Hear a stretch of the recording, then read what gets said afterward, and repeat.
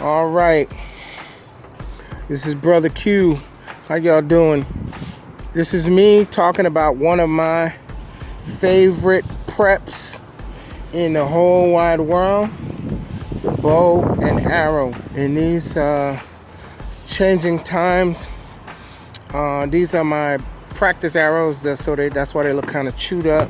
And these are the things that I hunt with, because in these changing times, we have to learn to be self-sufficient, and sometimes we even have to use these things to protect ourselves.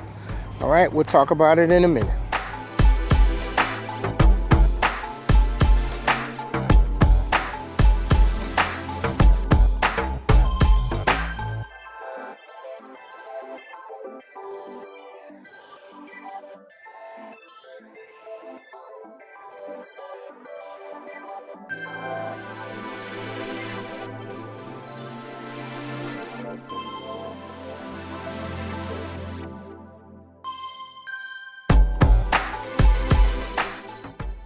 What would you do if you had to fend for yourself?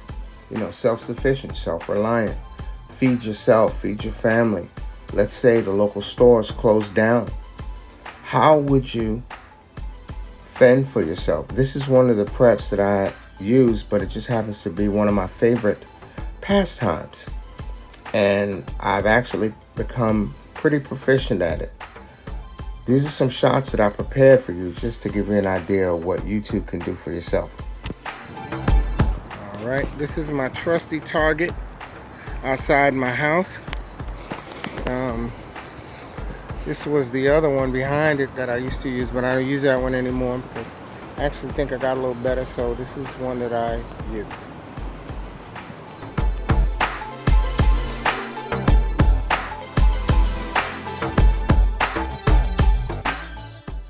This is just some highlights, trial and error, just showing you what you too can do. Like I said, I'm an urbanite. I've grown up in the city my whole life, and I had wondered about that a few years ago. And so I came to a place where I could learn how to do that. Okay, this is a group of arrows that I shot from about 60 yards. Okay, just to show you what I'm talking about.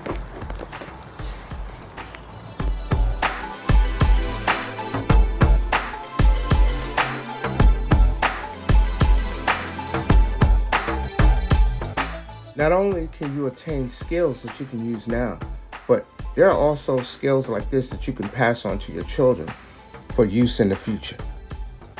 Some people that I know would say, well, I can't do that. I can't learn it. I learned this very late in life, but I happen to really enjoy it.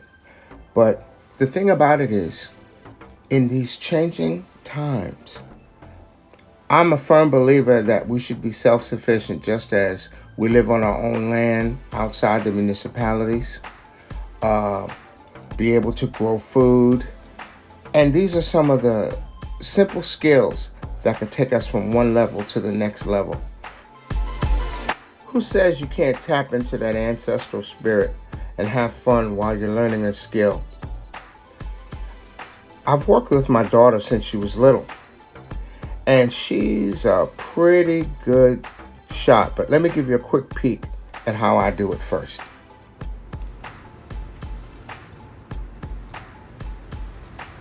See for yourself.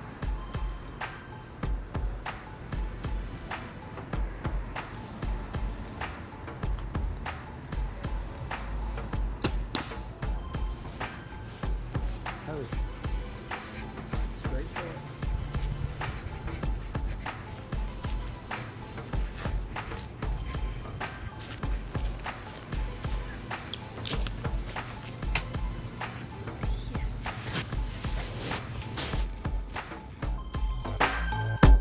I like to always say, each one, teach one, each one, reach one.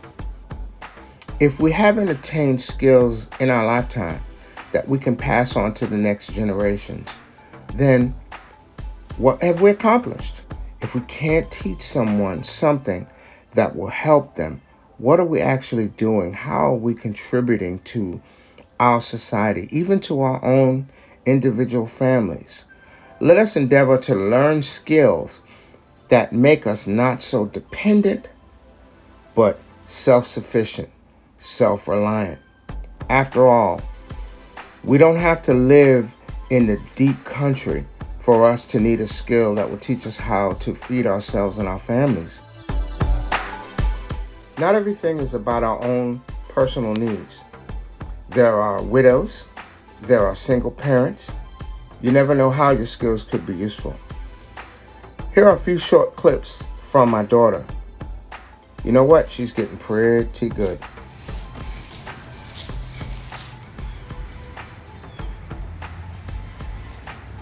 No.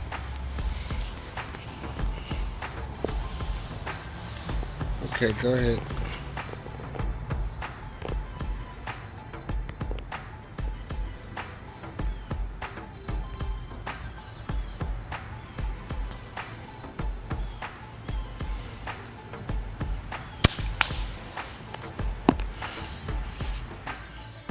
Let us all endeavor to leave a legacy for our loved ones and our children and our family members, even our community members. They don't necessarily have to be blood relatives. But in the end, each one teach one, each one reach one. This is Brother Q, always real. Peace.